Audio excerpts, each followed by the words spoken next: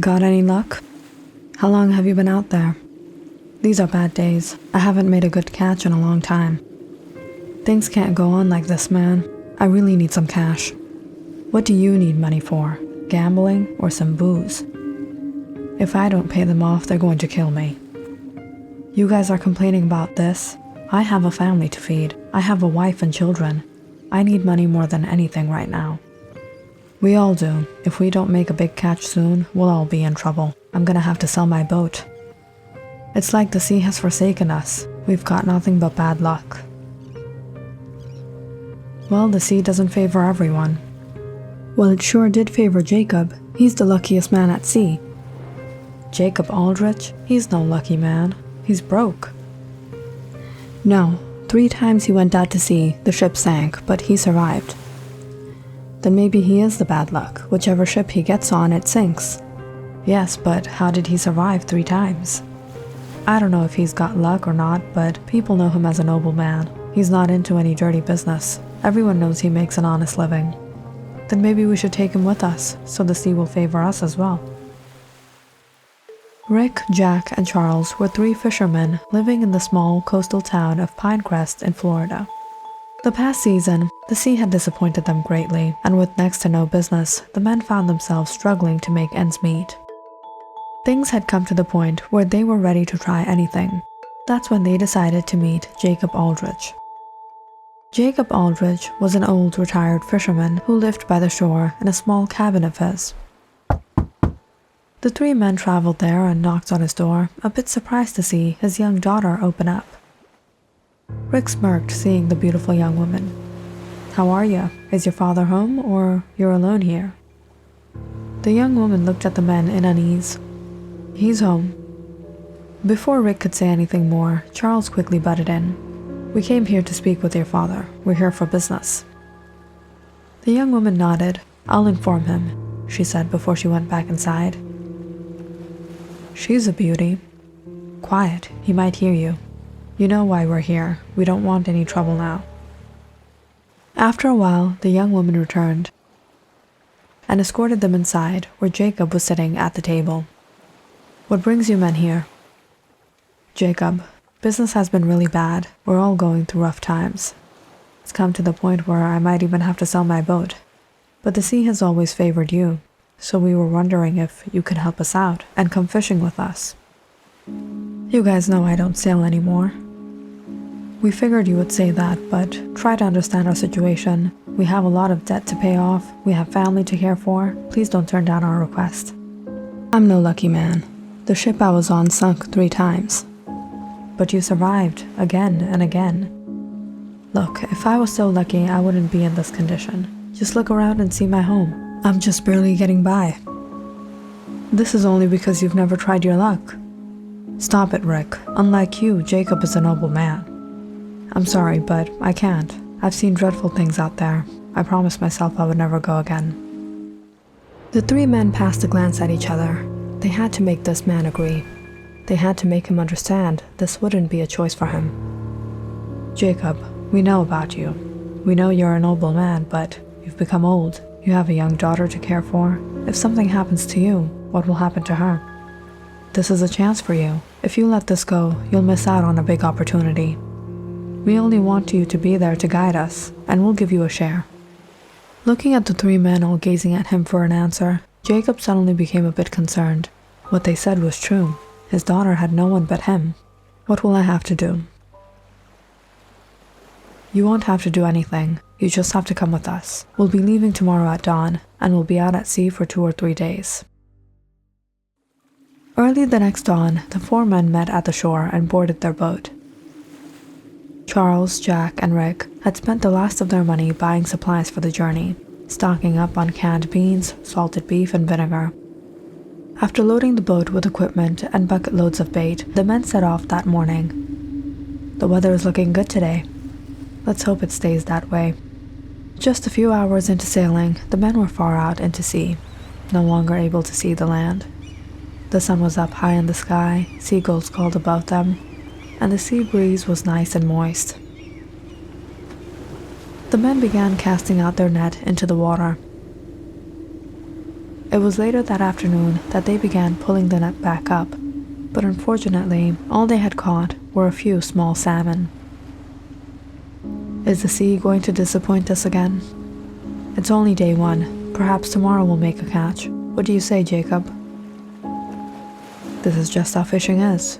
You can't guarantee anything out at sea. The first night, the men took turns round about and got their share of sleep. As they leaned back, looking at the stars spread across the night skies, swaying to the gentle motion of the ocean, all of a sudden, their boat took a slight shake. They all turned their gaze, seeing a whale pass by them. Wow, that's a large fish. It's a sign of good luck. Rest assured, mates. Perhaps tomorrow there's something big waiting for us.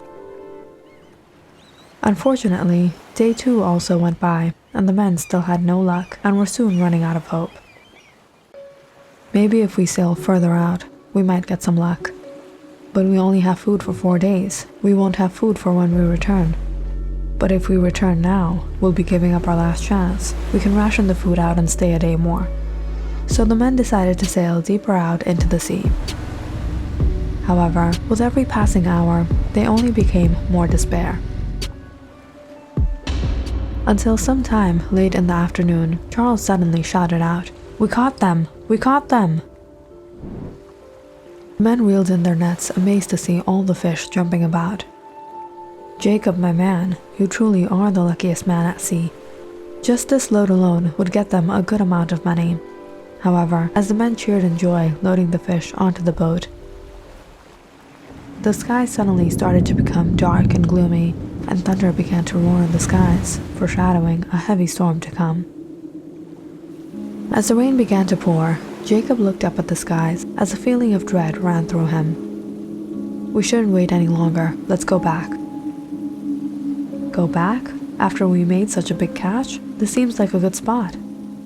No, it's not the spot. We were only able to make the catch because of the weather. The fish are on the move. If we come to the spot tomorrow, we might not find anything. If we make a few more catches like this, we'll be good to go for a few months. We got enough fish. Let's not get greedy. Let's return. These storms can be unpredictable. It's better safe than sorry. It will be fine. This isn't a big deal. You're only feeling like this because you haven't come out to sea in a long time. Storms like this are the usual. We come out here all the time. The men all went into the cabin to prepare for the night. At around 6, Rick and Jack went out into the rain to set the net out again in case they could catch fish overnight. The weather isn't looking too good. It's just a little light rain. What if this boat sinks? Maybe he really isn't lucky. What if whichever boat he boards sinks? It's not like that. If he was so unlucky, he wouldn't have survived 3 times.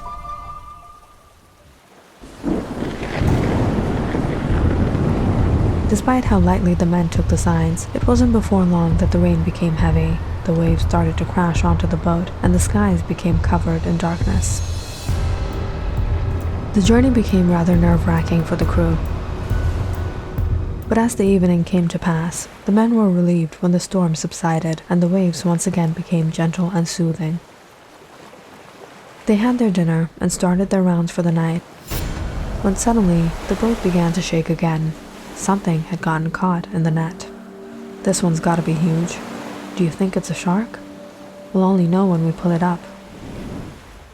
The men struggled to get the net out of the water, but eventually managed to pull the fish up. But what they saw trapped in their net shocked them.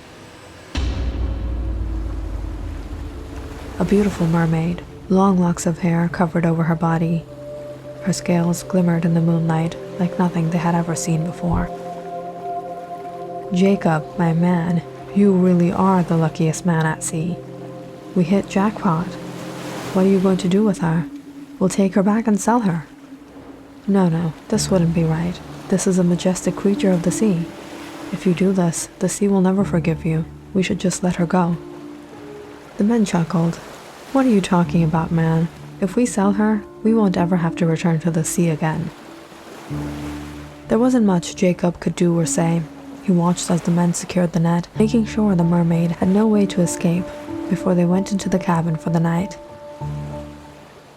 You must all be tired from working all day. Why don't you all sleep for the night, and I'll take you back to shore. No, Jacob, that wasn't the deal. We said you won't have to do anything. It's all right, Jacob chuckled. Don't worry, you won't have to pay me. Rick yawned as he laid in his bunk. Yeah, man, I'm really tired. All right, let's get some shut-eye then.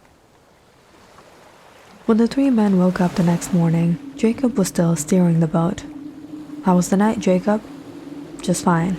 They went out to check on their catch, when they all froze seeing the net laying empty on the deck. Where did it go? How did it escape? It must have torn its way out.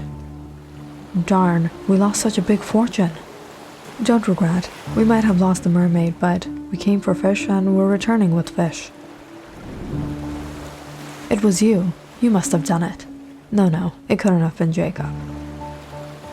Jack stooped down to inspect the net, when suddenly he noticed something odd. No, Charles, it was probably him. The net isn't torn. It's been cut with a knife.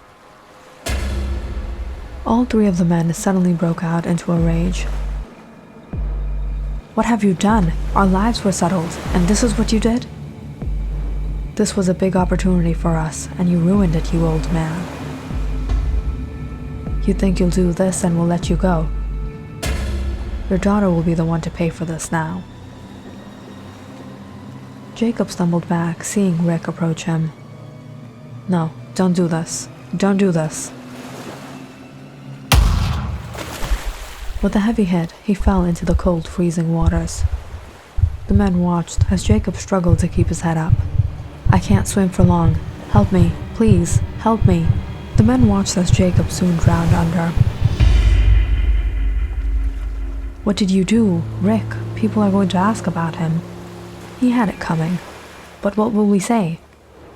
It's all right. Turn the boat back around. We'll tell them the sea finally took Jacob away. His luck didn't favor him this time. Although the men had lost a great fortune, they were still taking home a big catch. They sailed the whole day, finally reaching home near sunset again. Surprised to see numerous folk crowded at the dock. As they pulled up and jumped off, some of the fishermen gathered around them. What happened to you all? We thought you guys didn't survive out there. What? Why would you think that? Well, Jacob returned in the middle of the day all by himself. You won't believe what happened to him. Jacob? What happened to him? He said he fell off the boat in the storm. He didn't know how he reached shore and he couldn't say anything about you guys, but he found treasure out at sea. He brought back a golden goblet, and now he's the richest man in town. The three men looked at each other bewildered. If Jacob had drifted off to shore dead, it wouldn't have been a surprise, but alive and rich? What happened? We threw him in the middle of nowhere. How did he come back alive? Jacob is truly a noble man. He didn't tell anyone what we did. Rick, Jack, and Charles left everything and hurried to meet Jacob.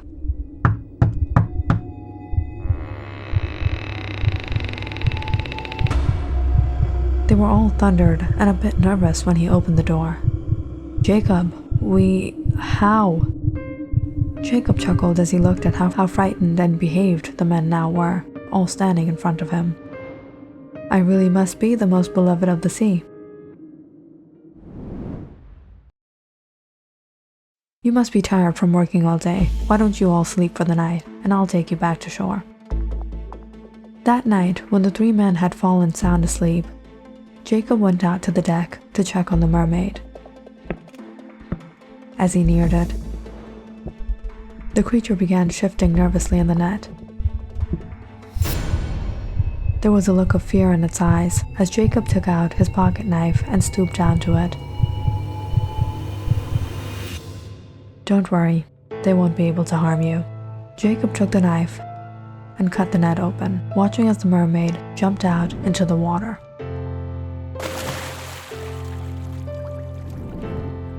He knew when the three of them would find out, they would suspect him, but he didn't expect that they would throw him down into the freezing cold waters.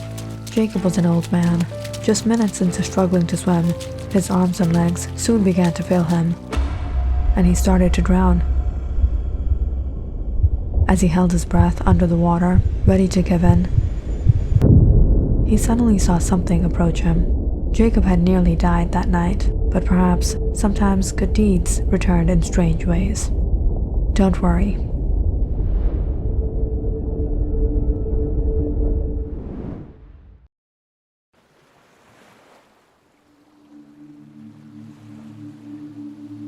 Click on the subscribe button and check out more awesome videos on our channel.